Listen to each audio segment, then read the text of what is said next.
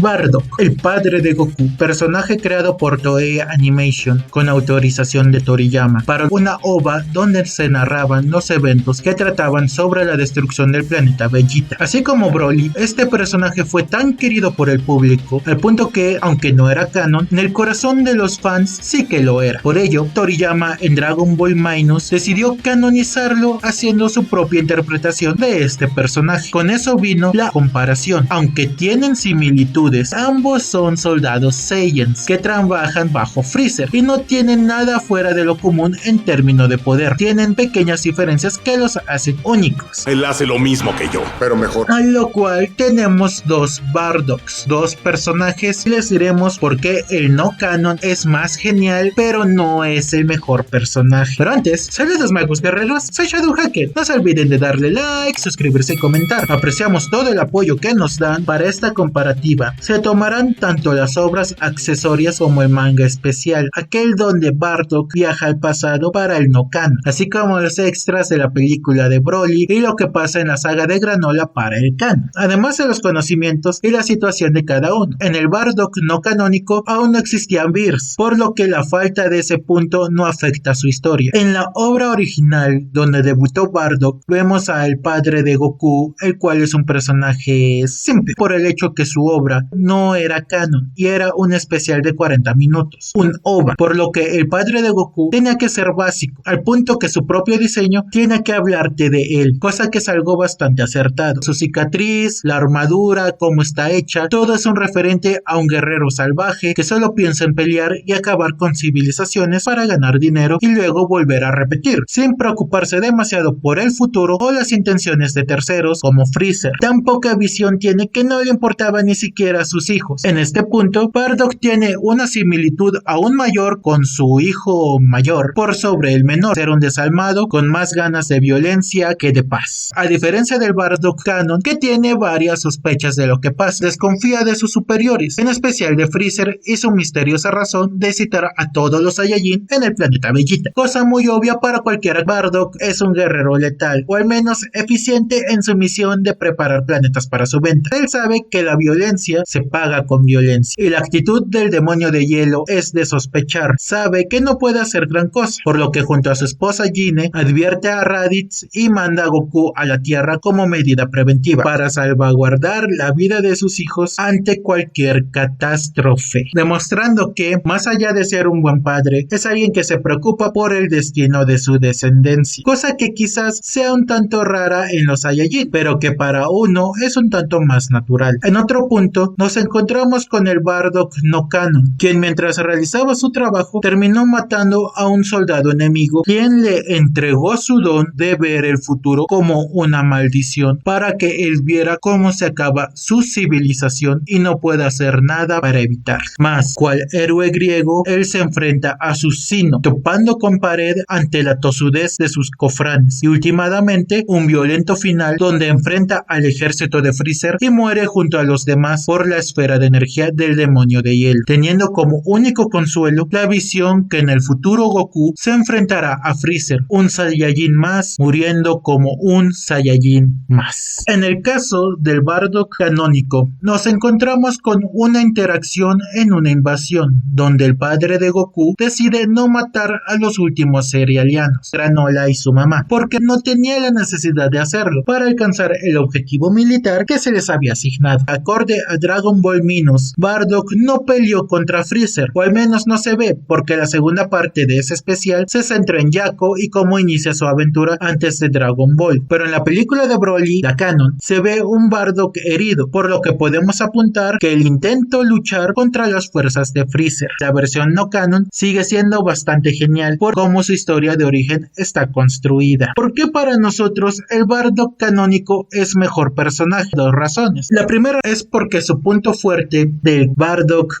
no canon es que él es un Saiyajin promedio. Era algo que ya se había visto durante la serie. Tuvimos una actitud similar con Raditz, quien en verdad no le importaban ni su hermano ni su sobrino, más allá de que son Saiyajin, que los necesitaba para aumentar las fuerzas del grupo de Vegeta. Hablando de Vegeta, él y Nappa tenían una actitud similar, tanto en el relleno donde hacen volar ese planeta de cucarachas o chapulines, así como cuando Nappa usó sus dedos mágicos para destruir una ciudad, porque no les interesa la vida de nadie más allá de la utilidad y quizás un sentimiento de camaradería con sus compañeros, similar a Bardock no Canon, que mató toda una civilización sin tocarse el corazón y que solo quiso hacer algo cuando pudo ver el futuro. Ya habíamos visto Saiyajins promedio siendo Saiyajins promedio, y ese punto interesante en realidad no lo era tanto. La segunda es accesoria, encontrada en el especial donde Bardock viaja al pasado. En vez de morir a manos de Freezer, él viaja hacia el pasado distante, terminando en los primeros pobladores del planeta Vegeta, en ese momento llamado Plan, y ahí enfrenta al antepasado de Freezer y lo vence convirtiéndose en un Super Saiyajin, originando el temor del demonio de hielo ante esta raza.